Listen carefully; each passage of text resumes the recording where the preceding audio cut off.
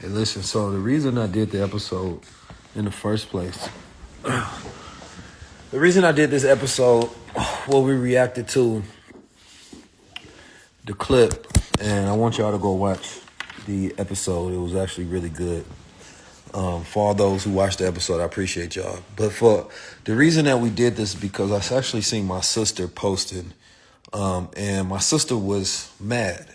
The episode is really good, but my sister was really mad at Dr. Umar. And I had seen a few posts to where there's a lot of black women that was mad at Dr. Umar for things that he said and things of that nature. And so I wanted to have this conversation, right? And I believe that we had it in the best, most responsible way. I don't always get all of my thoughts out when it comes to these subject matters. When it comes to black women and black men, I find it's monumentally important. And because I want us to get past certain untruths, I want us to get past certain podcast topics, you feel me? The whole nine. So y'all should watch it. For those who watched the episode, I think y'all go agree. You know, I try not to clickbait, right? When I sit down and we have long, thorough conversations. You feel me? I want to get nuance in there and context. And I believe that I've lived enough of the experience to be able to speak from different vantage points and viewpoints, right? But I want us to be able to, have these discussions and then evolve past them and move forward. You said, where can you get the Supermind coffee? Just DM me the word coffee. It's going to send you a link where you can get that coffee at, man. Get y'all some of this. It's that good stuff right here, man. You feel me? So everybody's saying, what did Dr. Umar say? How you know he said anything if you don't know what he said? I posted the clip. We're just utilizing the clips to have a discussion about the topic itself. I don't always agree with what Brother Dr. Umar talks about in all his takes. I think he has intelligence, but I think sometimes missing nuance. Bruh selling something, yes, always. I want y'all to understand that social media is for selling. You feel me? Like, social media is for selling. You feel me? Like, social media is for making some money. It's for influencing people in a good direction. Like, I just want y'all to understand that. But I know a lot of y'all were white women. How many of y'all brothers in here were white women? Press 1. I ain't snapping at no answers. I ain't snapping at no answers. Press 1 if you were a white woman. My brother June S. Fit, he got him a white woman. Let me see. Oh, but where you from? You from Haiti? The other brothers don't want to say nothing. Ali the Great got him a white woman. Human Bowflex, that's his name. Now, if you got a black woman, press 2. Press 2 if you got a black woman. Press 2. Press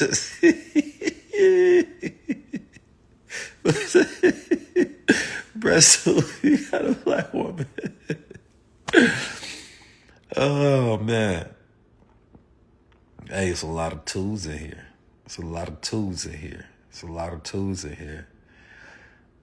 That's why, like, when I hear conversations on podcasts, I don't know, I live in a real world. I move around in a real world. You feel me? And what I learned in life is that we magnify negative things, right?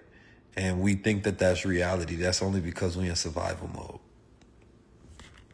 mode. That's only because we're in survival mode. You feel me? We magnify certain statistics, conversations, ideas, right? But the reality is not the same as podcasts. I just need everybody to understand that. Reality is never the same as the conversations on podcasts. And that's why I try to have responsible conversations where they are more meaningful, right? And I can go viral every single day if I wanted to, right? I can rage bait people. I can say things missing a whole lot of context and things of that nature that are just consistently go viral, and I can just be on a tour of endless podcasts talking about a bunch of nothingness. But I don't want to, right? But the reality of it is, I think that is irresponsible, and I think that is bad influence, because it gets us talking about a bunch of nothing. But I also think that certain perspectives are necessary, certain conversations are necessary. And when we have man-to-man conversation is something to where it's more relaxed, right? It's less buttoned up. You feel me? We just kicking it, and we talking about subjects that we seen throughout the week. You feel me? Me and my brother Steve. So on man-to-man, we might see something and we might turn that into, you feel me, a topic. But shout out to my brother Derek for real. But the reality of it is man, I believe that 99% of conversations on social media are meaningless and not meaningful. And when it's vital, it don't go viral. When it's viral, most of the time it's not vital, right? I'm happy if my people that tap in with me, my community, is because I know that these are people that's tapping into something that's vital. You feel me? Like, y'all care about meaningful things. You sit down for hours and listen to high-level conversations and let that stimulate you and have deeper, meaningful conversations. What makes you want to have a woman on the podcast? I think I get what you're saying. As far as like my criteria that I look for when I'm looking to have a woman on the podcast. I'm gonna be honest with y'all, a lot of times, sometimes it's just a feeling. You feel me? Sometimes like I just align intuitively with people, and I'm like, we should have that conversation. And like with Miss Raquel, like I reached out to her to have a conversation, and we just happen, right, to be in the same city like the next day, right? Because I was on my way to Houston for the God Body weekend, and she happens to be from Houston. And so I'm like, yo, when I say send me information so my manager could reach out and we could schedule something, and I seen it was in Houston, zip code or area code rather, then it just aligned. You feel me? But a lot of times I might just see something and I'm be like, this would be an interesting perspective and conversation to have. And I do it based on my curated interests because, again, we have to fund every single show and everything that we do. So when people think that they like deserving to come on the show, I think that that is entitlement. You understand me? I feel like the only people that deserve to come on the show is the people that we choose specifically because we fund everything out of pocket. You feel me? If we had a bigger budget, then we'd probably have way more people on the show, to be honest with you. And we have more shows. We'd probably be doing them every single week and really knocking them out. But again, we're independent media, so we do things based on, you feel me, what we can do based on that budget. But yeah, it's a lot of people that be like, I should be on it. I'm like, okay, then pay me then, shoot. But like pay for the production and things of that nature. And I might be able to make some space, not even just for high-level conversation. I don't think everything needs to be on high-level conversation. That's why we have a show called 19 Minutes. And we got Man to Man, and we have a couple other shows that we're working out on as well. So I really want to get in my producer bag and produce talent. You feel me? Yeah, I've had white people on. I've had black people, of course, and we was gonna have a Asian that was on. I think what other races have we had? I think it's just been black and white so far. I ain't had no Hispanics. You feel me? I ain't had no Asians. I'm looking for a Japanese person to put on because I really want to have this Japanese conversation, or this conversation about Japan and different elements about Japan and the culture that I want to talk about and history and things of that nature. So we will be looking forward to that. You say get a black Muslim writer on there. That sounds very specific. You must be a black Muslim writer. Sounds very specific. You say stop being racist. Who am I being racist to? You know what I'm saying? Who am I being racist to? Somebody let me know. You know what I'm saying? Let me know. My white people, y'all think I'm being racist to y'all? Because look, I was looking at this crowd, right? When I was at my show, I ain't gonna lie, I was surprised. This is me at the show, right? Now watch when I get down into the crowd. Tell me what y'all see. White person. That's one white person. That's another white person. That's another white person. Front row. I said, God damn. I said, where all these white people come from? You know what I'm saying? It was 3 white people. That might be record attendance. I think it was some more spread out as well. We had DEI going on up in there. You know what I'm saying? Yeah. They was right there up in front. They was up in front. You know what I'm saying? It's my pleasure.